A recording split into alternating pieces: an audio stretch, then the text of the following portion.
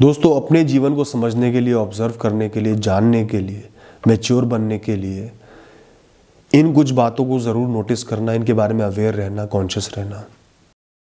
Stressful situations में जब बहुत तनाव होता है, आपका दूसरों के प्रति स्वभाव कैसा रहता है? आप चिड़चिड़े होकर बदतमीजी करते हो, लोगों को इग्नोर करते हो, गलत ट्रीटमेंट देते हो।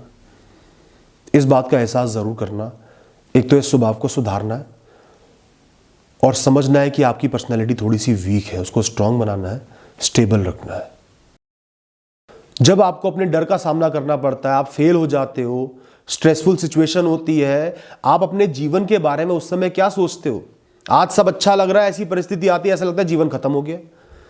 आपकी सोच में कमी है, बहुत वेरिएशन है, मतलब आप डर जाते हो, कमजोर बन जाते हो कि जीवन ही बेकार लगने लगता है। उस समय आपको डील करने का, फेस करने का, आगे बढ़ने का सोचना होता है। तो ऐसी सिचुएशन सबकी लाइफ में आती है। अपने आप को ऑब्जर्व करना कि आपका रिएक्शन कैसा आ रहा है।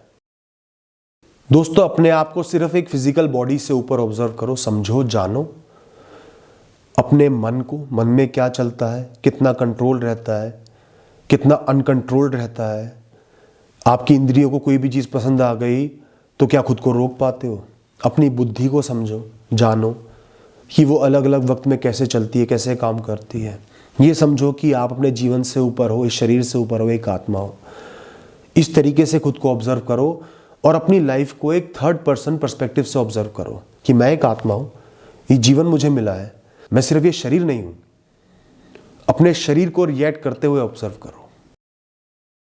दोस्तों, अपनी स्टोरी को ऑब्जर्व करो। आपकी कहानी कैसे आगे बढ़ रही है, कैसे अलग अलग परिस्थितियां आ रही हैं, कुछ बुरा हुआ, कुछ अच्छा हुआ, एक कॉम्बिनेशंस बने और आपकी एक राह तय हो रही है। आपकी एक राह आपको कहीं लेकर जा रही है। तो ये नहीं कि बुरी चीज आती परेशान हो जाओ, अच्छी चीज आती पागल से हो जाओ, खुशी के मारे सेलिब्रेट करने लग जाओ। हर चीज को ऑब्जर्व करो कि वो लंबी पिक्चर में आपको कहां लेकर जा रहा है, फायदा हो रहा है, नुकसान हो रहा है। इस तरीके से चीजों को, सिचुएशंस को, लाइफ को देखो। अपनी स्टोरी को, अपनी कहानी को समझो। और अपनी कहानी को समझने से आपको अपने फ्लॉज समझ में आएंगे, यूनिक ट्रेट समझ में आएंगे, क्या अच्छाई है, क्या कमियां हैं, ओरिजिनलिटी समझ में आएगी, जो कि आपके बहुत काम आएगी। दोस्तों, आपको हमेशा पता होना चाहिए कि आपके भूत में, पास्ट में कौन से ऐसे बड़े इंसिडेंट थे जो आज आपके स्वभाव को अफेक्ट कर रहे हैं। कभी आपको बुली किया गया था, कभी आपको एक बहुत बड़े फेलियर का सामना करना पड़ा था, माता पिता के आपस में संबंध अच्छे नहीं थे, इसलिए आप थोड़े से चिड़चिड़े रहते हो। तो हमेशा मन में रखो कि वो क्या कारण था जिसने आपकी पर्सनैलिटी को शेप कर दिया, चेंज कर दिया, चाहे अच्छा हो चाहे बुरा हो। बुरा है तो खुद को बार बार बताना है कि वो बुरी चीज की वजह से मुझे बुरा नहीं बनना, मुझे खुद को सुधारना है। दोस्तों, एक कंपैरेटिव एनालिसिस करो कि लोग आपके बारे में क्या सोच रहे हो और आप खुद अपने बारे में क्या सोच रहे हो। गैप्स आइडेंटिफाई करो। कहीं आप सोच रहे हो कि मैं सबसे महान इंसान हूं और सब लोग आपसे परेशान हैं। अब लोग भी गलत हो सकते हैं, आप भी गलत हो सकते हो। मैं ये नहीं कह रहा कि आप ही गलत हो। तो गैप को समझो कि कहीं मैं तो गलत नहीं हूं, क्या मुझे इंप्रूव करना है, क्या सही करना है। दोस्तों, हमेशा ऑब्जर्व करो कि आप अपना दिन कैसे जीते हो, रूटीन लाइफ कैसे जीते हो। रूटीन एक्टिविटीज में कितना ध्यान है, कितना समर्पण है, कितने अच्छे से करते हो, फोकस के साथ करते हो, कर्म कर पा रहे हो, नहीं कर पा रहे हो। जो ज़रूरी चीज़ें हैं, नहाना, तैयार होना, सोना, अच्छे से खाना, अच्छी चीज़ खाना, एक्सरसाइज करना, उन पे कितना ध्यान है। क्योंकि आपका रूटीन ही आपकी पूरी लाइफ को डिटरमाइन करेगा, भविष्य को डिटरमाइन करेगा। तो रूटीन लाइफ पर फोकस होना, कमियों को समझना, अच्छाइयों को नोटिस करना, चेंजेस लाना बहुत ज़रूरी है। दोस्तों, इंसान की यूनिकनेस क्या है, इंसान की वैल्यू ही क्या है, आइडेंटिटी ही क्या है? आपकी आइडेंटिटी है आपकी वैल्यूज, रूल्स, मॉरल्स, सही गलत की डेफिनेशन और उस डेफिनेशन के साथ खड़े रहना। तो हमेशा एहसास करो कि क्या आप अपने वादों के पक्के हो, बहक तो नहीं जाते, मॉरल्स के साथ खड़े हो, वैल्यूज के साथ खड़े हो, कोई गलत काम तो नहीं कर रहे मजबूरी में या आनंद लेने की वजह से। इस चीज को ऑब्जर्व करना, कंट्रोल करना बहुत जरूरी है एक स्ट्रॉन्ग, मजबूत आइडेंटिटी बनाने के लिए। दोस्तों, हमेशा जानो, समझो कि आपकी लाइफ में, आपके जीवन में जेनेटिक्स का क्या रोल है। जो आपके माता पिता, दादा दादी, नाना नानी, उनसे भी पहले से पीढ़ियां चली आ रही हैं, उनसे आपने क्या आदतें ली हैं, क्या ट्रेट्स ली हैं, क्या चीजें ली हैं। इनका ज्ञान होना बहुत जरूरी है कि क्या चीज आपके अंदर डिफॉल्ट फिट है। क्या आपके घर वाले जनरली अग्रेसिव हैं, क्या कोई बीमारी चली आ रही है जिसका आपको ख्याल रखना है? क्या कोई एक ट्रेट है, जैसे किसी का इंक्लिनेशन बिजनेस की तरफ होता है, किसी का नौकरी की तरफ, ऐसा कोई ट्रेट है? इन चीज़ों को भी समझो, बहुत सारी डिडक्शंस मिलेंगी, बहुत कुछ समझ में आएगा, सही फैसले ले पाओगे, इंप्रूव कर पाओगे और लोगों की भावनाओं को समझ पाओगे कि मैं ही सही नहीं हूं, ये ट्रेट चला आ रहा है मेरे अंदर। दोस्तों, हमेशा जानो कि आप खुद को क्या समझते हो। चाहे लिख के रख लो, चाहे सोचो कि मैं खुद के बारे में क्या सोचता हूं। खुद को बहुत कम तो नहीं समझते, खुद को बहुत ज्यादा तो नहीं समझते कि मैं पूरी दुनिया जहान से ऊपर हूं, मैं सबसे कमजोर हूं। सोचो कि आप अपने बारे में क्या सोचते हो, कि आप अपनी कितनी इज्जत कर पा रहे हो।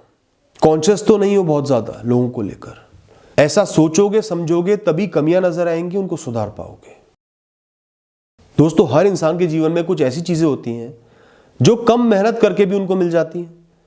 स्ट्रॉन्ग पॉइंट्स होते हैं जहां लक आपको फेवर करता है कि कम करके भी ज्यादा मिल रहा है, और कुछ नेगेटिव पॉइंट्स होता है जहां ज्यादा करके भी कम मिलता है, जो चीजें नहीं हो पाती, जो ट्रेट्स नहीं होते। तो इन चीजों को भी ऑब्जर्व करो अपनी राह तय करने के लिए, डिसीजंस लेने के लिए। स्ट्रॉन्ग पॉइंट्स पर डिसीजन ले रहे हो, वीक पॉइंट्स को सुधार रहे हो। दोस्तों, एहसास करो, सोचो, कुछ ऐसी चीजें जो लोगों को लर्न करनी पड़ती है, समझनी पड़ती है, तब वो सीखते हैं, पर वो आपके अंदर डिफॉल्ट है, वो आपके सबकॉन्शियस के अंदर पहले से फिट है, पिछले जन्मों से ही फिट है। आपको उनको सीखने की जरूरत ही नहीं पड़ी। कोई नॉलेज है, टेक्निक है, ट्रेट है, हॉबी है, ये आपका स्ट्रॉन्ग पॉइंट बन सकता है। इसको जीवन में जरूर शामिल करना है, इसका इस्तेमाल भी करना है और एहसास भी करना है। दोस्तों, हमेशा अपनी प्रेजेंट सिचुएशन के बारे में अवेयर रहो। सिर्फ डील नहीं करना, सामना नहीं करना, उसमें घुस नहीं जाना, एहसास करना है कि ये सिचुएशन आके खड़ी हुई है मेरी लाइफ में। चाहे स्ट्रेस हो, परेशानी हो, ये एक सिचुएशन है, उसको सिचुएशन की तरह देखो कि ये लाइफ की होनी थी, भाग्य की होनी थी, हो रही है, मुझे इसको झेल के आगे बढ़ना है, अपनी राह बनानी है। और जनरली भी लाइफ में सोचो क्या क्या चीजें चल रही हैं, क्या अच्छा चल रहा है, क्या बुरा चल रहा है, क्या नॉर्मल चल रहा है। एक आम दिन अगर आपने जिया है, कुछ बुरा नहीं हुआ, वो भी बहुत अच्छा है, वो भी बहुत नॉर्मल है, वो भी एक बहुत बड़ी लग्जरी है, उसका भी एहसास करना जरूरी है। और परेशानी आ रही है तो परेशानी आपको सिखा रही है, मैच्योर बना रही है, एंगेज रख रही है, शरीर में ताकत दे रही है, ऊर्जा दे रही है, इसका भी एहसास करना जरूरी है। तो दोस्तों, ये कुछ पॉइंट्स हैं, मैं ये नहीं कह रहा रट लो, इनको लिख के रख लो, समझ लो और थोड़ा थोड़ा एहसास करते रहो, जिससे आप अवेयर रहोगे, ऑब्जर्वेंट रहोगे, कनेक्शंस बना पाओगे कि चीजें क्यों हो रही हैं और कुछ चीजें मिलकर आपकी लाइफ को क्या शेप दे रही हैं। थैंक यू दोस्तों।